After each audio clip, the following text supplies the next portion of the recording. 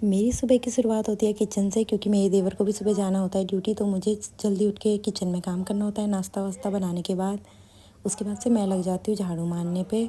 सारे कमरों में झाड़ू मारने के बाद फिर मेरी बारी आती है पोछे मारने की। फिर मैं लग जाती हूँ पोछा मारने पे। मैं लग जाती हूँ फिर पोछा मारने पे। झाड़ू पोछा लगा देती हूँ। कैसे हो आप? उम्मीद करती हूँ आप सब ठीक होंगे। मैं पुष्पा स्वागत करती हूँ आपका अपने ब्लॉग में। झाड़ू पोछा करने के बाद मेरी बारी आती है कपड़े धोने की, तो मैं फटाफट कपड़े धो के इनको मशीन में सुखा के फिर मैं रख देती हूँ इन्हें बाहर धूप में सुखाने के लिए, क्योंकि अब आ गई है ठंड और कपड़े सही से सूखते नहीं हैं। धूप भी इतनी तेज़ नहीं होती है, तो इसीलिए मैं इन्हें मशीन में सुखा लेती हूँ।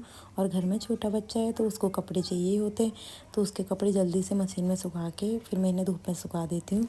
शहरों की ज़िंदगी ऐसी होती है, सुबह से ही झाड़ू पोछा करते, बर्तन धोते, कपड़े धोते धोते वही 12-1-2 बज ही जाते हैं। मुझे भी 1-2 बज ही जाते हैं।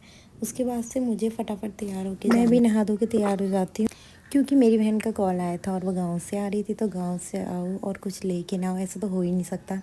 तो मेरी मम्मी बहनों ने मेरे लिए कुछ दिया था, तो वही लेने हम तीनों पहुँच जाते हैं।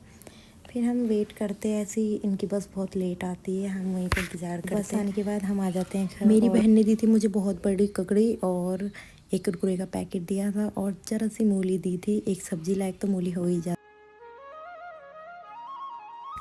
और दी थी बड़ी, क्योंकि बड़ी मुझे बहुत पसंद है, तो ये भी मेरी बहन ने दी थी। मेरी बहन, मम्मी और दूसरी बहन तीनों ने मिल के दिया था। और ये गडेरी, ये भी मेरी फेवरेट है।